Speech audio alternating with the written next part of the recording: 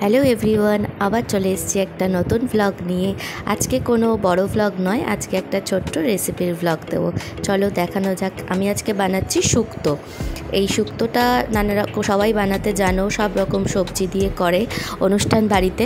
But আমি এটা আমার মতন আমার রেসিপিটা তোমাদের সাথে শেয়ার করছি।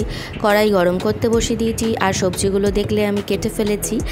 আর এই যে বড়ি আর তেজপাতা, রাঁধুনি, শুকনো লঙ্কা, আর লাগবে হচ্ছে পাঁচফোড়ন।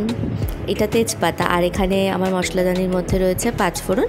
চলো শুরু করা যাক। প্রথমে কড়াইতে আমি তেল দিয়ে দেবো। আর এখানে দেখো, আচ্ছা, এটা আমি পোস্ত আর কালো সর্ষেটা বেটে নিয়েছি। প্রথমে তেল দিয়ে সবজিগুলোকে এক এক করে অল্প অল্প করে ভেজে নেবো। একটু না ভেজে করলে না একদম গলে যায়, সেটা ভালো লাগে না আমার। তারপর সব সবজি ভাজা হয়ে গেলে তেলটা কমিয়ে রাখবো, আর অল্প তেলে একদম পাঁচফোড়ন, তেজপাতা, শুকনো লঙ্কাটা ফোড়ন দিয়ে দেবো ফার্স্টে। আর আদাও বেটে রেখেছি, আগে দেখানো হয়নি তোমাদের। এবার আমি ওই 2 চামচ মতন আদা বাটা দিয়েছি। এই যে চামচটা দেখলাম, ওটার আদা বাটা। এবার আদাটা একটু ভাজা ভাজা করে হয়ে গেলে আমি এর মধ্যে দিয়ে দেবো পোস্ত আর কালো সর্ষে বাটাটা। অনেকে সাদা সর্ষেও দেয়, আমার কাছে সাদা সর্ষে ছিল না, তোমাদের বাড়িতে থাকলে অবশ্যই দিও। তারপর মিক্সি ধোয়া জলটা দিয়ে ভালো করে নাড়বো যতক্ষণে এই হালকা জলটা শুকিয়ে যাচ্ছে।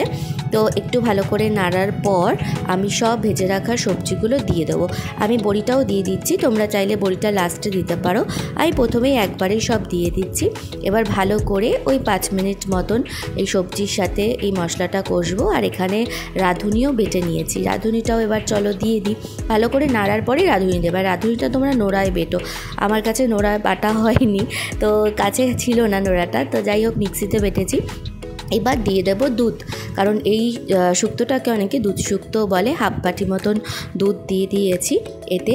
তারপর একটু নাড়বো, নেড়ে ওই বাটিটাতেই হাফ বাটি জল নিয়ে, গরম জল অবশ্যই, জল নিয়ে আমি এর মধ্যে দিয়ে দেবো। এই শুক্তোটার মধ্যে দিয়ে কিছুক্ষণ নাড়বো, নেড়ে চাপা দিয়ে দেবো। আর হ্যাঁ, এই সময় আমি একটুখানি মিষ্টি আর নুন দিয়ে দিয়েছি। এই দেখো আমার শুক্তো রেডি। মিষ্টিটা পরিমাণ মতন দেবে, যে যেরকম খেতে ভালোবাসো। আমি অল্প করে দিয়েছি। হ্যাঁ, নামানোর আগে অল্প করে ঘি দিতে হবে। সাদা ভাতের সাথে শুক্তো থাকলে আর কিছু লাগে না। তো সবাইকে চলো বাই। আমাকে ভালো লাগলে চ্যানেলটা সাবস্ক্রাইব করো।